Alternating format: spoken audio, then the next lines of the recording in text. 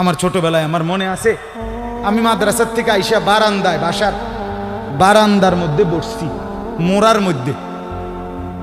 কুমিল্লা শহরে আমাদের বাসা ছিল। আমার মা রান্না করে আমার ওইখান থেকে বলতেছে, আনিস মোড়া উল্টাইয়া, মানে তুই ফিরা, মার দিকে ফিরাব। আমি মার দিকে আরেক দিকে তাকাইছিলাম, তা আমি ফিরা বসছি। তাই বললাম, মা কি হয়েছে?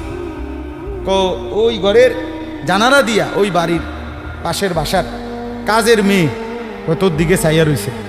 মা এটা দেখছি, এই জন্য তোরে বলছি ঘুরা মার দিকে ফিরা বসতে। মার নজর, মা নজর রাখছে।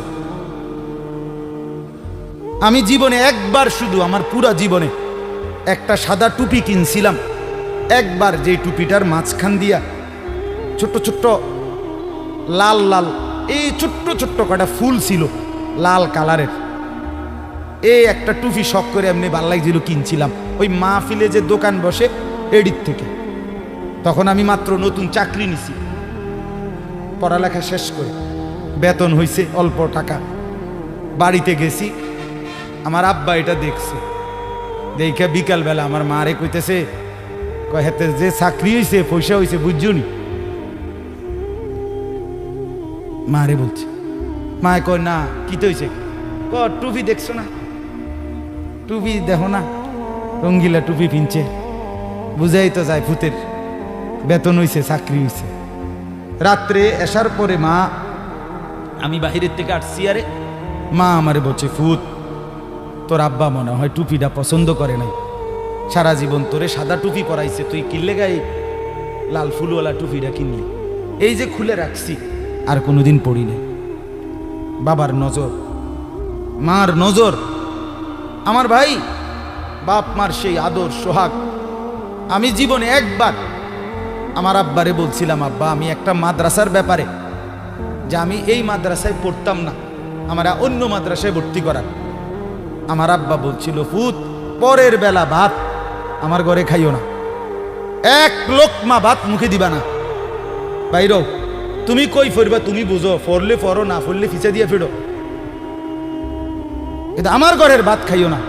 আমি যে এনে বলছি এনেই পড়তে হইব না। তো কানতে কানতে চোখ মুছতে মুছতে সকালবেলা ভোরে চলে গেছি ওই মাদ্রাসায়।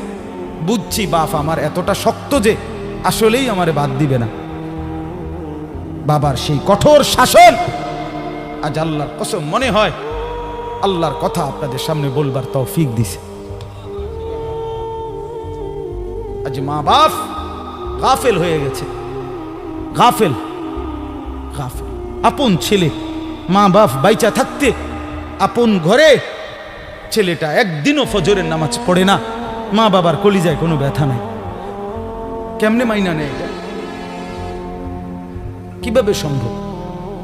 আপন স্ত্রী, স্বামী তুমি বেঁচে আছো, তোমার স্ত্রী পুরা গ্যারাম হাঁটে, পুরা মার্কেট হাঁটে, তোমার বেডি রে সবাই চিনে, সবাই চিনে বেডি রে। তুমি বেড়া বাচ্চা রয়েছো কেন? তুই ফাঁসি দেস না কেন? তুই মরস না কেন বেটা? কেন তুমি মরো না? আত্মমর্যাদা যদি মুসলমানের না থাকে, আত্মসম্মান না থাকে, আমার জীবনে আর রইলটা কি? আমার জীবনের আর আছেটা কি? এজন্য ছেলেদেরকে বলি, বাপ দিন শিখো, আল্লাহর কোরআন শিখো, নামাজকে ভালোবাসো, চেহারা সুন্দর হবে, আখলাক সুন্দর হবে, দুনিয়াতেও সুখ মিলবে, আখেরাতেও সুখ মিলবে। এই বন্ধুর কথা ফেলে দিও না।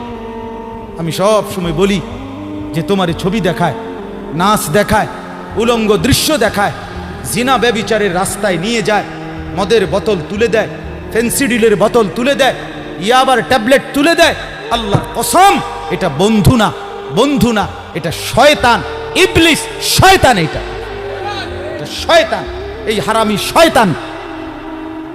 যেই মেয়ে তোমারে বিবাহ বহির্ভূত, যেই মেয়ের সাথে প্রেম করো, এই মেয়ে মেয়ে না, এটা সরাসরি ইবলিস, এটা শয়তান,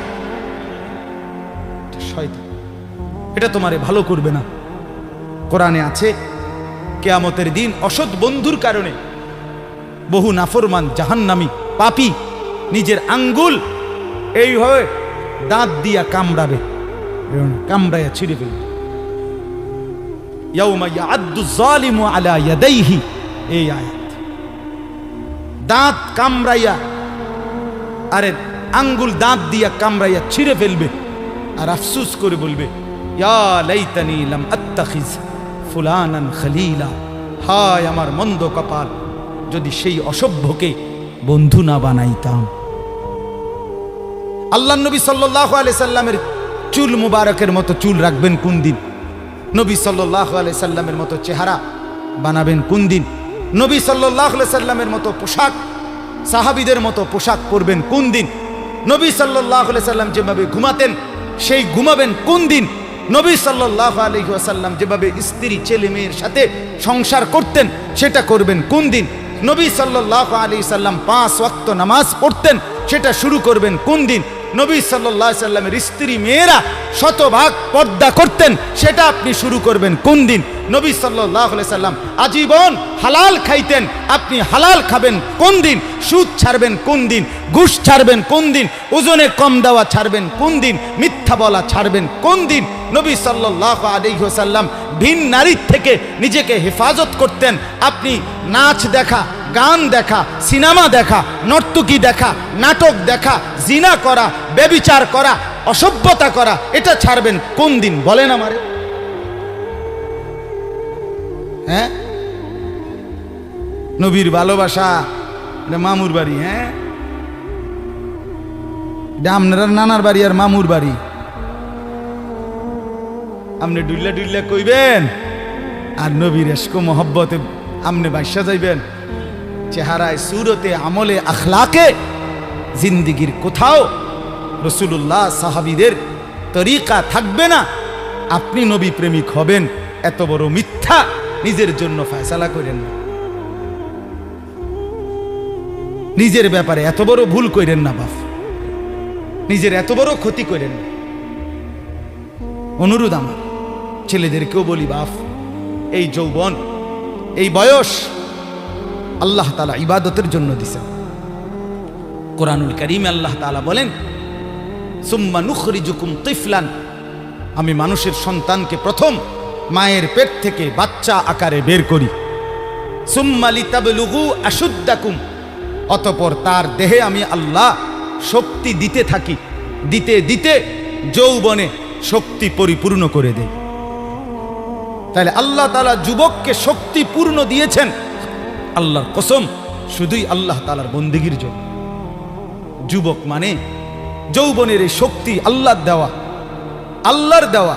আপনারা ভাবেন তো, কারো যদি 1 ঘন্টায় বা 2 ঘন্টায় 6 বার 7 বার পেটে অসুখ হয়, পায়খানায় যায়, এরপরে তো শক্ত সামর্থ্য যুবকটা বিস্তার শুয়ে যায়, ঠিক কিনা বলেন? আপনি বলেন তো, কেন বড়াই করছেন? আপনার কি হইছে? আপনার তো হাত খুললে গেছে, না পাও খুললে গেছে, না নাক ফুরে গেছে, কিচ্ছু তো হয় নাই। পায়খানা না বাইরিছে, দুর্গন্ধযুক্ত পায়খানা পেটের থেকে বাইরিছে। তুই বেটা এত দুর্বল, সামান্য পায়খানাই তোমার শরীর থেকে একটু বেশি বাইরিয়ে গেলে তুমি হুইত্যা লাও, তুমি নি মাতবুরি দেখাও। এই অপদার্থ, তুমি অহংকার করো কেমনে? কথা বলেন, আমি বড়াই দেখাই কেমনে যে আমি সামান্য পায়খানা, এটার কাছে আমি এত দুর্বল?